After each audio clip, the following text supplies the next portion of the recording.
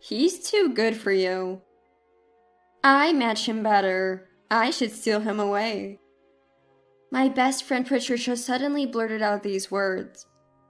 Even though she's my best friend, I never imagined she would say such a thing. My name is Mary, and I'm about to turn 30 this year. I've been married to my husband Robert for 3 years.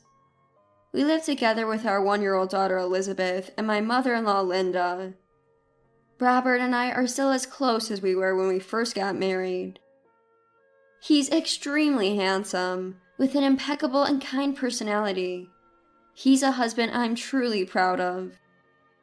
However, with a handsome face and a kind personality, it's natural to worry about other women not leaving him alone. But I have a strong support in my life. That's Linda, my mother-in-law. Good morning, Mary. The weather is lovely today, isn't it? Good morning, Linda. Yes, it's really pleasant weather. Linda is elegant and calm. Initially, I thought she was a stern person, but she turned out to be very kind and always listens to what I have to say. We started living together just before my father-in-law passed away. Many people struggle with mother-in-law and daughter-in-law conflicts, but Linda is so dependable that it's not a concern for me. Actually, I lost my parents in an accident when I was just a few months old. With no relatives to take me in, I was raised in an orphanage. Having no real concept of what a mother is, Linda's presence has been significant in my life as a wife. She must be what a warm mother feels like. Mary, it's a nice day. Why don't we go out somewhere? Let's take Elizabeth for a walk. There's a festival at the nearby park today. You know about it, right? Yes, I do. I wanted to go too. If Linda wants to go, I'm more than happy to join. So we decided to go to the festival happening nearby. The park had food stalls with hot dogs, popcorn, shooting galleries, and ring toss games for children. Elizabeth will be able to play these games in a few years. That'll come sooner than you think. Kids grow up fast, and that means we're getting older too. Linda gently held Elizabeth's hand, probably looking forward to her granddaughter's growth. That day, we enjoyed eating popcorn from the stalls and had leisurely conversations with Linda on the park benches.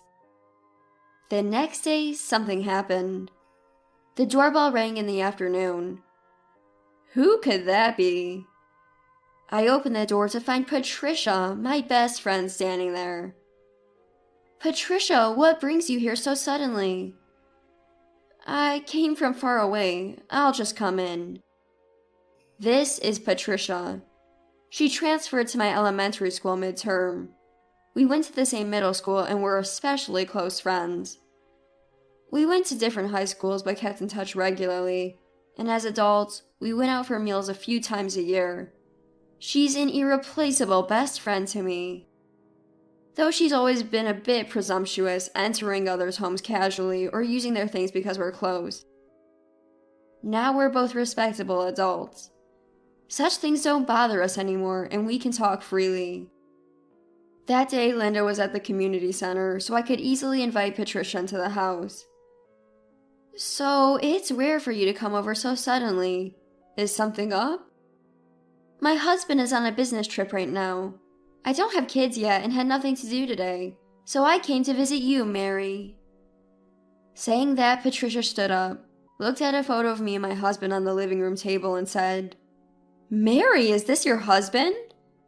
I answered yes, and Patricia's eyes sparkled. He's handsome. Looks like a model. My husband is indeed handsome, but to say he looks like a model might be a stretch. I didn't say anything as people have different tastes, but Patricia seemed overly enthusiastic. Weren't you at my wedding? Did you forget? I had a relative's funeral and couldn't attend your wedding. But I had no idea your husband was this handsome. I should have skipped the funeral and gone to your wedding. Patricia has always had a habit of saying extreme things. But this time her comment felt particularly inappropriate, and I felt the need to caution her. Patricia, you shouldn't even joke about that. Laughing about a relative's misfortune is unacceptable. Then Patricia retorted, "What's the matter, Mary? You're a bit stiff because you don't have parents, right? I wasn't serious. But maybe I was, in a way." "What do you mean?" I couldn't understand what Patricia was serious about for a moment. But seeing her smiling at the photo of me and my husband, I felt a chill down my spine. Then Patricia uttered something unbelievable. "I wish I had married someone as handsome as him. What's his name?" "His name is Robert." When I told her my husband's name, Patricia seemed even more pleased. "I want to marry a Robert too." She started saying things that made no sense, so I tried to stay calm and respond, "Even if you say that, Robert is my husband."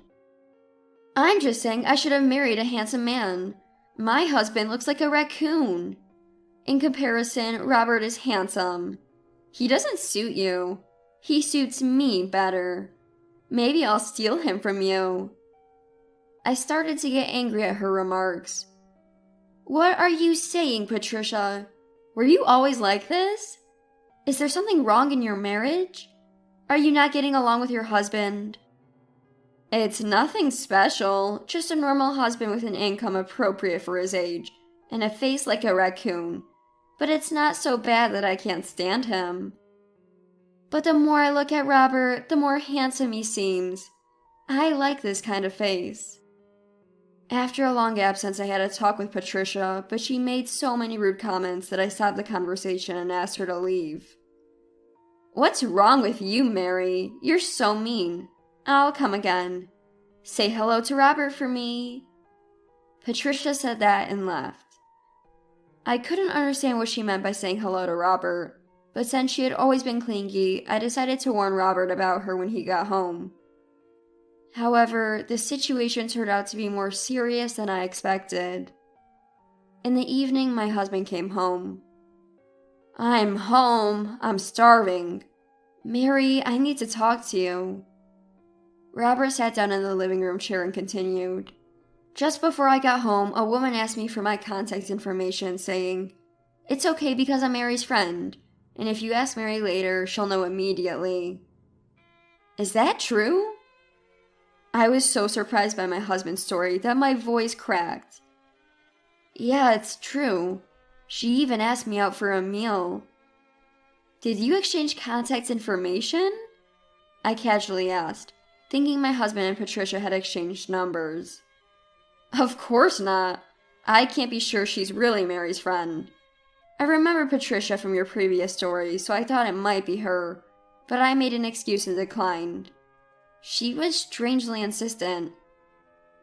"I see, that's good. But she seems to really like you. Patricia came to the house at noon today, and I let her in because it had been a while. She saw the photo in the living room and seemed to like it.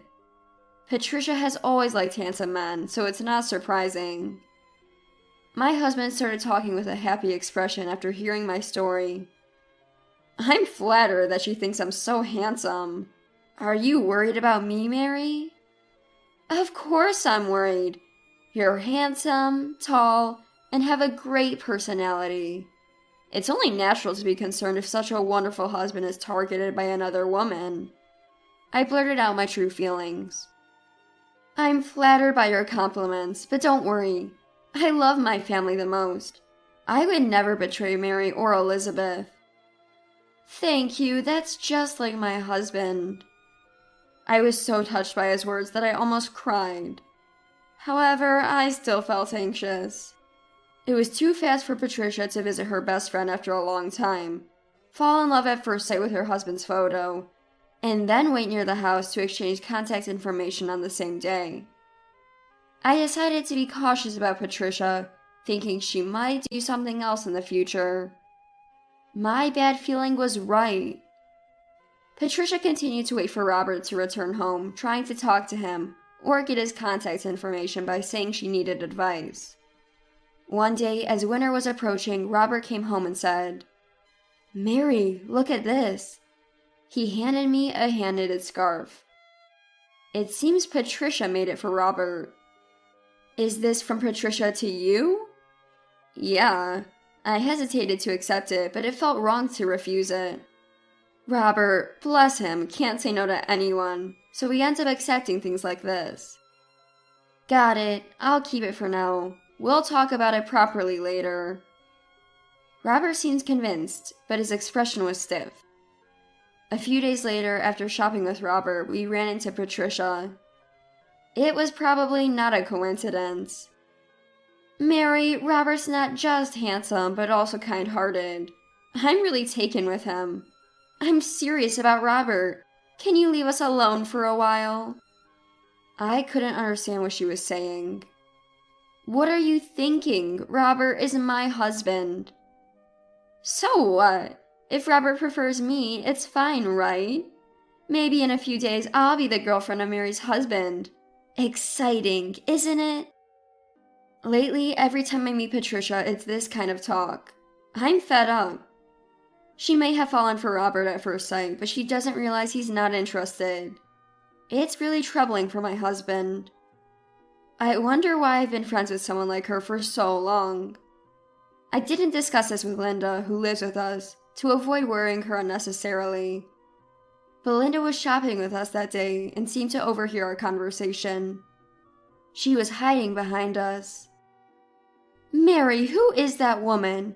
Talking about liking Robert and wanting to be alone with him, I couldn't ignore what I heard. I hesitated, but since she overheard, there was no point in hiding it anymore. Actually, she's an old friend from my student days.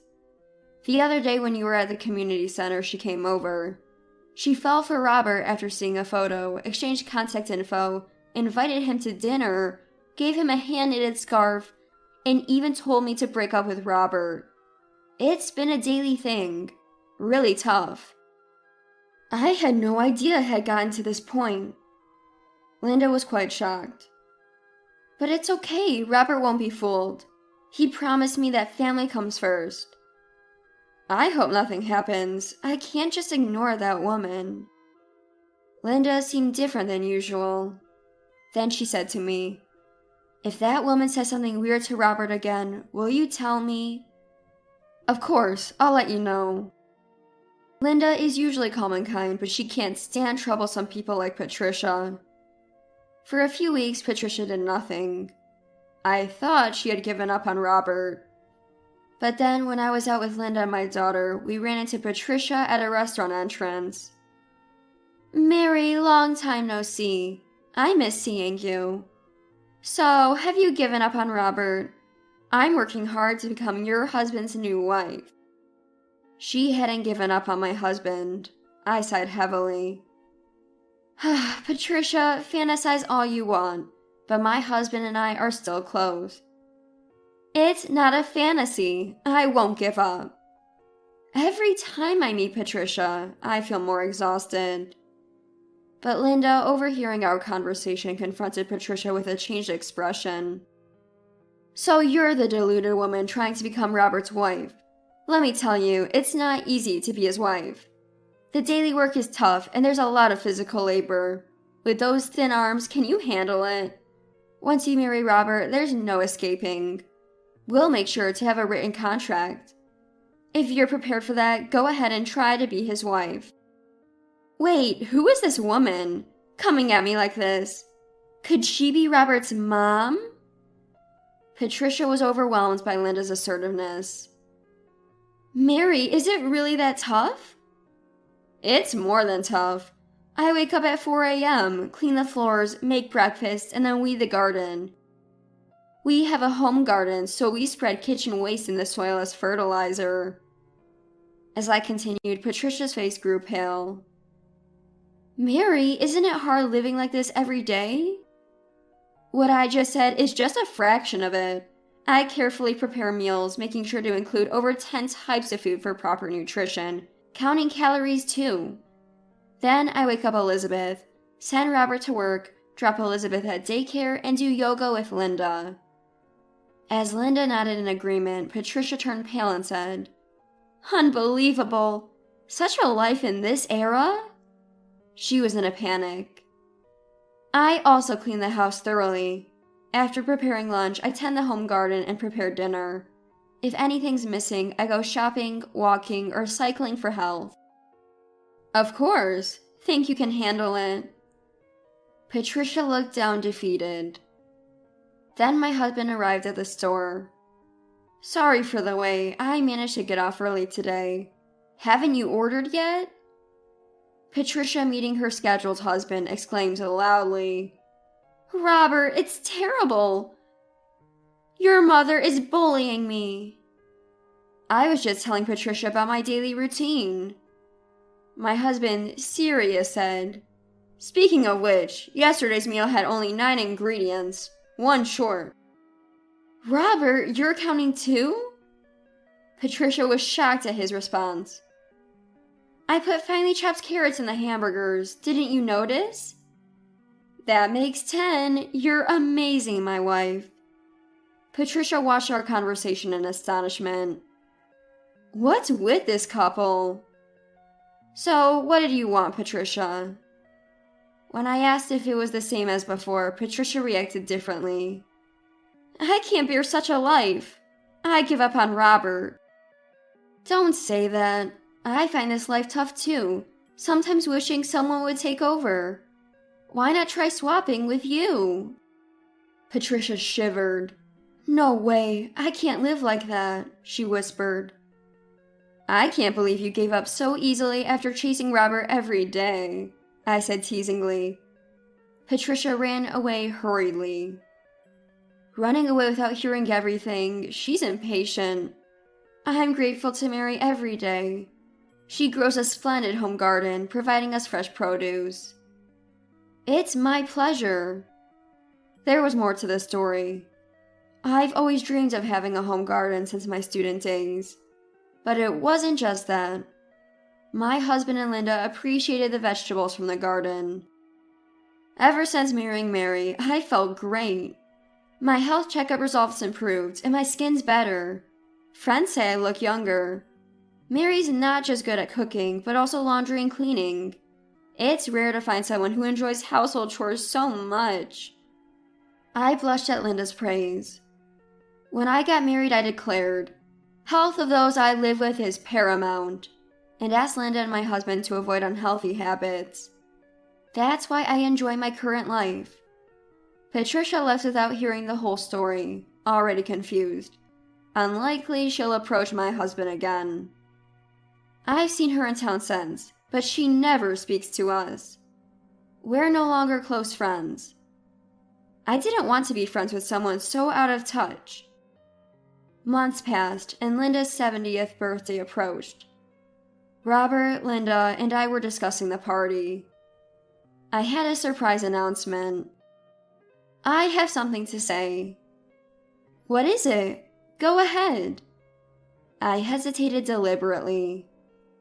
Mary, go on. What happened? Linda seems worried. Actually, I want to abstain from alcohol at the party. I touched my belly with my right hand. Mary, are you? Really, Mary? I nodded slightly. Robert and Linda cried with joy. I was pregnant with our second child. I need to step up more. I'll help with the garden from now on. I can't afford to get bedridden at my age. Mary, don't overdo it. Let me know if I can help. I teared up at their words. It was a wonderful day, making me grateful again for marrying Robert.